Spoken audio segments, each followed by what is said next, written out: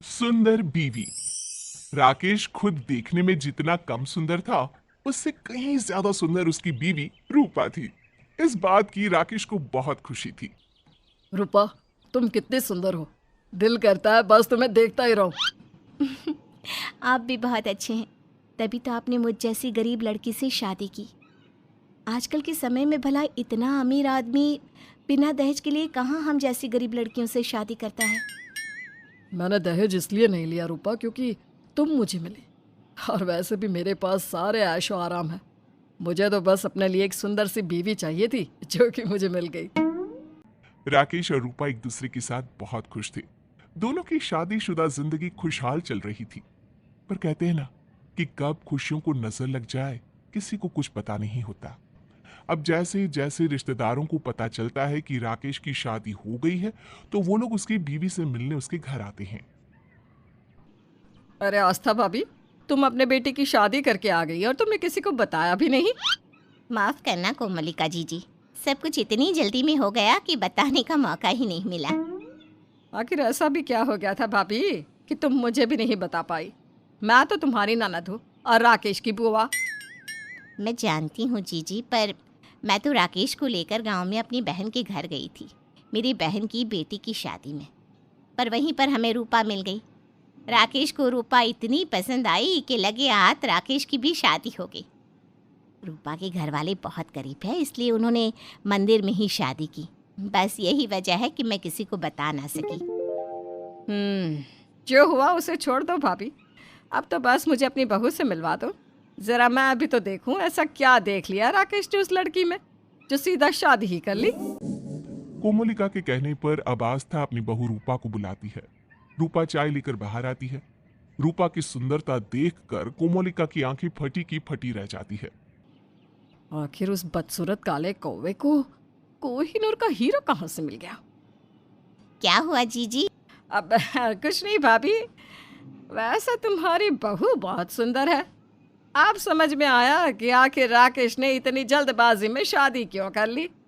अरे भाई, इतनी सुंदर लड़की अपने हाथ से कैसे जाने देता। मेरी बहू बस रूप से ही सुंदर नहीं, दिल से भी सुंदर है, और इतनी ज्यादा गुणी है कि क्या बताऊं। कोमलिका आस्था की बहू को देखकर अंदर ही अंदर जलने लगती है। कुछ देर बाद राकेश भी घर आ जाता है। अब कोमलिका राकेश को ताना मारने का मौका नहीं छोड़ती और जाते जाते राकेश को ताने दे जाती है। राकेश, रूपा जैसी सुंदर बीवी पाकर तुम्हारी तो किस्मत ही चमक गई।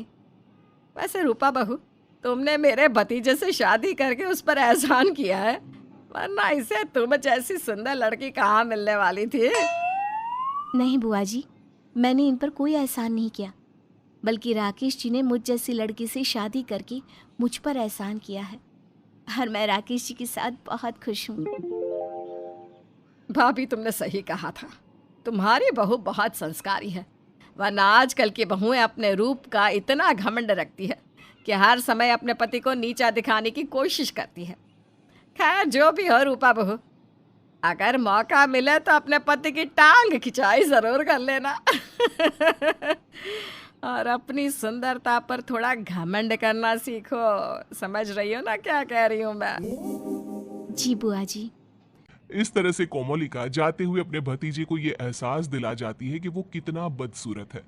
पर राकेश अपनी बुआ की बातों को नजरअंदाज कर देता है। अब इसी तरह से कुछ दिन बीत जाते हैं और एक दिन राकेश के कुछ दोस्त रूपा से मिलने उसके घर आते हैं। भाई सच में भाभी तो बहुत सुंदर है। तेरी तो लॉटरी लग गई इतनी सुंदर बीवी पाकर। लॉटरी तो लगी हुई थी। वैसे भाभी, आपने मेरे दोस्त में ऐसा क्या देख लिया जो इससे शादी कर ली? अरे इसकी शक्ल से लाख गुना अच्छी शक्ल मेरी है, मुझसे ही शादी कर लेती। आप मुझे मिले नहीं ना, अगर आप मुझे पहले मिल जाते तो मैं आपसे ही शादी कर लेती। अपने दोस्तों के मुंह से अपनी बीवी की तारीफ सुनकर राकेश अंदर ही अंदर जलने लगता है। समय यूं ही बीतता है। अब घर में जो कोई भी आता वो रूपा की सुंदरता के पुल बांधने लगता, जिस वजह से राकेश को अब एक डर सताने लगता है। वो है रूपा को खोने का। रूपा, तुम बहुत ज़्यादा सुंदर हो। सब तुम्हारे रूप की बहुत तारीफ करते हैं, मुझे डर लगता है कि तुम्हें कहीं किसी की नज़र ना लग जाए, इसलिए अब तुम घर से बाहर नहीं निकलोगी और ना ही किसी से मिलोगी। राकेश जी, ऐसे तो मैं घर में बोर हो जाऊंगी। अच्छा, तो तुम्हें बाहर घूमते रहना है ताकि लोग तुम्हारी तारीफ करते रहे। आखिर सुंदर जो हो, तो बुआ की बातें तुमने मान ही ली क्यों? ये सब आप क्या कह रहे हो? बुआ जी ने तो बस उस दिन ऐसे ही मजाक में कहा था। बुआ कब मजाक करती है और कब नहीं, ये बात मैं तुमसे ज्यादा बेहतर तरीके से जानता हूँ, समझी? इतना बोलकर राकेश घर से चला जाता है। रूपा राकेश की सारी बात मानती थी, इसलिए वो राकेश के कहने पर लोगों से मिलना जुलना कम कर देती है। ऐसे ही कुछ दिन बीत जाते हैं। एक दिन आस्था की पड़ोसन चीनी मांगने के बहाने उसके घर आती है। अरे आस्था बहन, क्या थोड़ी चीनी मिलेगी? हाँ बहन, तुम यहीं रुको, मैं अभी अपनी बहू को कह देती हूँ, वो तुम्हें चीनी ला कर दे देगी। मुझे थोड़ा काम है, मैं अभी आती हूँ। और विमला, तू घर की अच्छे से सफाई करना, हर समय चुगली करने में ध्यान रहता है तेरा। जी मालकिन, अच्छे से कर दूंगी। इतना बोलकर आस्था अपने कमरे में चली जाती है। कुछ देर बाद रूपा चीनी लेकर बाहर आती है। रूपा की सुंदरता देखकर पड़ोसन का मुंह खुला का खुला रह जाता है।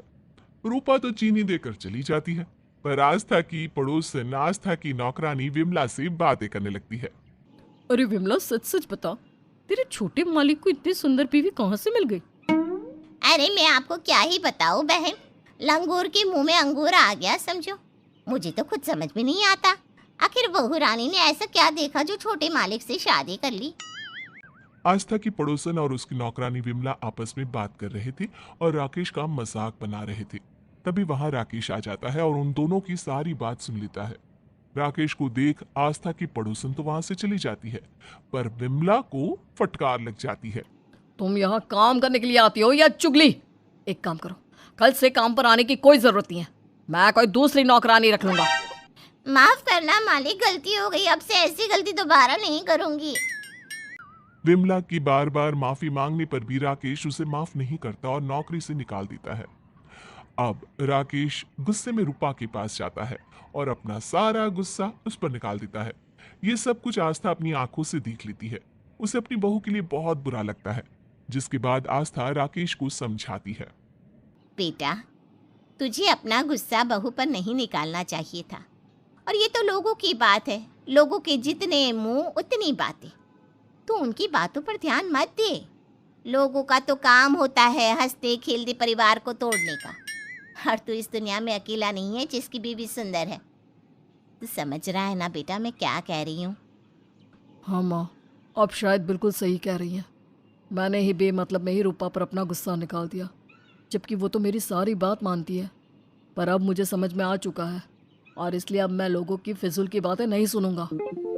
आस्था के समझाने पर राकेश अपनी गलतियों को सुधारता है और फिर कभी लोगों की बातों पर ध्यान नहीं देता और अपनी हंसती खेलती जिंदगी को इसी तरह से बरकरार